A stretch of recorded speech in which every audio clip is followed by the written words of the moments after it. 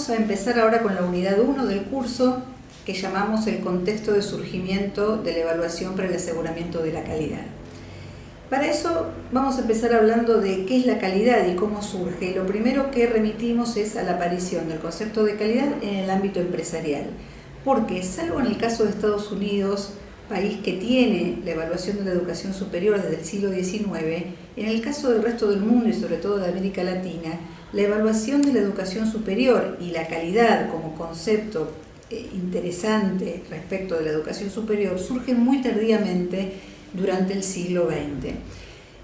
Podríamos entonces retrotraernos a qué es la calidad en otros ámbitos, como por ejemplo la empresa, en donde ya en la época del modelo fordista, la calidad o el control de la calidad, así era la aproximación al concepto, estaba focalizado en pruebas y diagnósticos para detectar fallas de productos realizados. Posteriormente aparece la idea de aseguramiento de la calidad, en donde lo que se buscaban eran garantías de calidad previas, es decir, descubrir causas y anticipar posibles fallas, para lo cual no solo importaba el resultado final del producto, sino también un seguimiento del proceso y la corrección continua. Finalmente, en la década del 80, el concepto de calidad total proveniente del modelo toyotista nos retrotrae ya a un contexto de la calidad de un producto que tiene que ver con el ámbito de la organización. Es decir, que la preocupación por la calidad ya no está solamente ligada a los atributos del producto específicamente, sino también al ámbito en el cual se desarrolla, para lo cual hay que garantizar calidad del entorno en general. Todos estos conceptos de alguna manera llegan a la educación superior, y si nos preguntamos qué es la calidad en la educación superior, ya empezamos con un problema, porque la calidad significa distintas cosas para distintas personas. Para los académicos, los profesores, la calidad está referida a los saberes que tienen que tener los estudiantes para cumplir con determinados requisitos. Para los empleadores, la calidad está vinculada con las competencias que un estudiante tiene que tener para su inserción en el mundo del trabajo. Para los estudiantes, probablemente la calidad de su formación esté vinculada con la empleabilidad. Para la sociedad, en la medida en que se forman ciudadanos respetables y competentes, y para el Estado puede variar desde aspectos vinculados con el desarrollo social y humano, como también la eficiencia, los costos y los requerimientos de capital humano. Es decir, que ya tenemos un concepto que no significa una única cosa para una única persona. Y además es importante poder entender estas diferencias en distintos contextos políticos y sociales en los cuales emerge la idea de calidad de la educación superior. Desde ya podemos decir que es un concepto relativo, multidimensional, porque no está determinado por una única variable, y que está íntimamente vinculado a los objetivos y a los actores que participan en los procesos afectados por la calidad o la evaluación de la calidad. Para eso también podemos también remitirlo a un marco de un modelo para la evaluación de la calidad. Entonces, vamos a referirnos al contexto. ¿En qué momento surge lo que vamos a denominar el paradigma de la evaluación de la calidad de la educación superior? Y ahí sí tenemos que ubicarnos en fines de los años 60, principios de los años 70, en la cual aparecen lo que todos conocemos como la crisis del estado benefactor o el estado de bienestar. Es un momento en donde tenemos dos procesos contradictorios. Por un lado, los sistemas de educación superior se expanden porque cada vez son más los sujetos que demandan el acceso a la educación superior, pero por otro lado, y debido a la crisis, tenemos escasez de recursos y la no capacidad de poder recibir a todos estos sujetos que piden por más educación, sujetos que a la vez en determinados momentos del siglo XX habían accedido en un momento a principios del siglo a la educación primaria, a mediados del siglo nuevos sectores de la educación secundaria y naturalmente ya en los años 60 y 70 esta demanda por la educación superior. Entonces aquí aparece una fórmula bastante contradictoria. Por un lado, más estudiantes y por otro lado, pocos recursos. Y en este marco lo que se pone en cuestión es la calidad de la educación superior y la necesidad de que los sistemas de educación superior deban reformularse de manera de poder atender a el nuevo contexto de restricciones. es ahí donde aparece un concepto muy recurrente que va a aparecer, que es la rendición de cuentas, o en su versión inglesa la accountability, que le exige a las universidades que por ser sostenidas por las sociedades tengan que rendir cuentas hacia ellas de todas las acciones y los resultados que generan. La evaluación y la calidad aparece en una agenda política mucho más amplia de la educación superior, que está vinculada, por ejemplo, con la privatización, con la diferenciación, ¿sí? No solo ya universidades, sino también otros formatos de educación superior para los nuevos sectores que quieren acceder, y bueno, eficiencia, búsqueda de controles, escasez de recursos, con lo cual en la agenda aparece la búsqueda de nuevas fuentes de financiamiento, etc.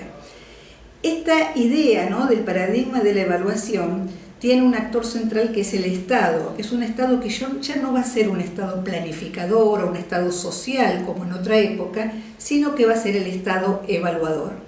Este Estado evaluador plantea una nueva relación del gobierno con las universidades, en donde no va a ser ya simplemente aquel que financia a las universidades autónomas, sino que va a ser el que establece una suerte de contrato de financiamiento a cambio de resultados. Para América Latina esto va a tener un papel específico porque con esta enorme tradición de autonomía universitaria, claramente la evaluación va a aparecer como una contracara y a veces de manera contradictoria respecto de la autonomía. Luego, y un poco más avanzado, ya a fines de los años 80, 90, diríamos también avanzado de los 90, aparece otro fenómeno en la educación superior que es la internacionalización, es decir, que a partir de las agrupaciones de países en bloques, específicamente la Unión Europea, pero también el NAFTA en América del Norte, empiezan a integrarse los sistemas de educación superior siguiendo un patrón de integración de los países, y aquí es donde en esta necesidad de asegurar calidad para el intercambio de sujetos en los distintos sistemas, se recurre fuertemente a los sistemas de evaluación que empiezan a ser transformados de una manera específica hacia más control de los procesos. Entonces, claramente podemos ver que la evaluación en la agenda de los gobiernos aparece como un instrumento eficaz para establecer una nueva forma de regulación de las instituciones. En segundo lugar, es un medio para restablecer la confianza social en las universidades que, según los promotores de la evaluación, se había perdido por una suerte de despilfarro de recursos en los años dorados o en los años del estado de bienestar. La evaluación aparece como la contrapartida o complemento de la autorregulación o la autonomía, y además aparece como la garantía de confianza en los procesos de internacionalización. Ahora bien, lo que podemos claramente ver es que en estos procesos hay dos maneras extremas, en un continuo que puede variar en una línea, sobre cómo se concibe la evaluación o desde qué lugares se plantea los modelos de evaluación. Podemos pensar una dicotomía entre aquellos que piensan a la evaluación como procesos neutrales, objetivos, medibles, cuantificables, versus aquellos que reconocen a la evaluación como procesos políticos, como procesos en donde los actores que forman parte de esos procesos justamente tienen intereses particulares y en función de eso pugnan o disputan las formas de evaluar o por quiénes evaluar, etc. También podemos encontrar otra dicotomía que también nos muestra distintos paradigmas de la evaluación y que es aquellos que plantean la evaluación como control versus aquellos que plantean la evaluación como mejora, es decir, cuál es la finalidad de la educación, si es controlar o mejorar. Y finalmente, también se plantean algunas discusiones desde la utilización de la evaluación, aquellos que son conocidos como los más utilitaristas o empiristas, que buscan la evaluación para algo, ¿sí?, para obtener más estudiantes, para obtener más recursos, y aquellos que conciben a la evaluación como un proceso plural y de construcción colectiva. Claramente, cuando nos abocamos, nos centramos en las primeras partes de estas dicotomías, es decir, la evaluación vista como neutralidad, como control y como utilitarismo, nos encontramos con procesos que no siempre son bienvenidos respecto de la evaluación, porque son procesos que generan rutina, temor, amenaza, burocratización, competencia, ¿sí? Sobre todo respecto de que aquel que cada vez es mejor evaluado es el que a la vez va a recibir más recursos y va a estar en mejores condiciones para seguir siendo evaluado. Y también procesos de simulación, porque ante el temor de los efectos de la evaluación lo que se producen son conductas adaptativas para mostrar al otro que se hacen bien las cosas, más allá de que eso sea real o no. Claramente, si ponemos la contracara de esto y pensamos en la evaluación como un proceso de mejora, estamos pensando en poder atender a una complejidad mayor del concepto de la calidad, poder entender que la evaluación sirve para mejorar y eso depende de una mayor participación de los actores, enmarcarlas en un contexto político y social determinado que indique cuáles son las condiciones para poder lograr cada vez mayor calidad,